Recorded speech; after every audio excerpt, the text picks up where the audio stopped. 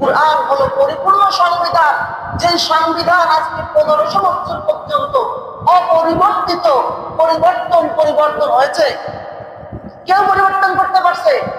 1500 বছর আগে আল্লাহ রাব্বুল আলামিন যেমনি ভাবে নাযিল করেছে, ঠিক আজকে 1500 বছর পর্যন্ত আমার সামনে এই যে কোরআন, এই কোরআন একদম সেম টু সেম সেই একই রকম অপরিবর্তিত অবস্থায় আছে।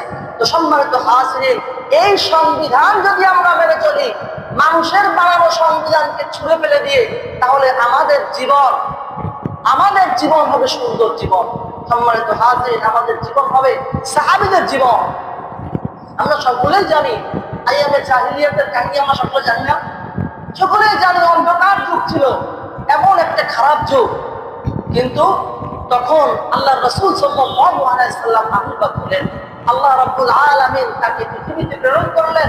তারপরে 40 বছর বয়স হওয়ার পরে যখন এই কোরআন তাকে নাজিল করা হলো, মানুষগুলো যখন কোরআনের আলোয় আলোকিত হলো, তখন সেই সমাজটা, এই মদিনা রাষ্ট্রটা তখন সোনার রাষ্ট্রতে, সোনার সমাজে পরিণত হয়ে গেল। তাহলে আপনারা কি বিশ্বাস করেন না যে আজকেও যদি এই 1500 বছর পরেও যদি আমরা এই কোরআন দ্বারা আমাদের সমাজকে চালাতে পারি, আমাদের এই সুরে দ্বারা সমাজটাও সোনার সমাজে পরিণত হবে? আপনারা বিশ্বাস করেন? তাহলে সম্মানিত হাজিরিন, সংবিধান, এই কোরআন হলো আসল সংবিধান, যে সংবিধানটা অপরিবর্তিত। এই যে দেখেন আমাদের দেশে যে পরিস্থিতি, ডক্টর ইউনূস সরকার আসছে, তারা এখন বলতেছে এই সংবিধান পরিবর্তন করবে। এরপরে এর আগে যারা ছিল, যে সংবিধান ছিল, এই সংবিধান পরিবর্তন হয়েছে না হয় নাই? হয়েছে। এখন যে সংবিধান আছে, এই সংবিধানে পরিবর্তন করার কথা হচ্ছে। এরপরে যদি আবার কোনো সরকার আসে, তাহলে সেই সরকারও দেখা গেল আবার সংবিধান পরিবর্তন করবে।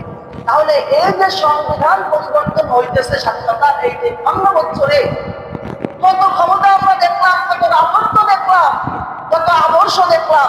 কারো বাবার আদর্শ, কারো স্বামীর আদর্শ, আর চাচার আদর্শ দেখছি না আমরা। কিন্তু এই সমাজে কি শান্তি আসছে?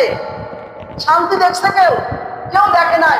কিন্তু যদি স্বামী আর বাবা আর চাচার আদর্শ বাদ দিয়ে যদি কোরআনের আদর্শ এই সমাজে কায়েম হয়, তাহলে আল্লাহর কসম এই সমাজে শান্তি আসতে বাধ্য।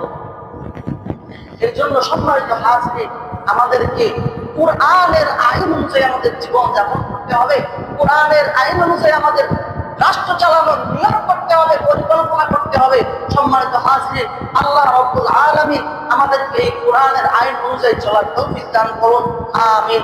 ওয়া আখিরু দাওয়ানা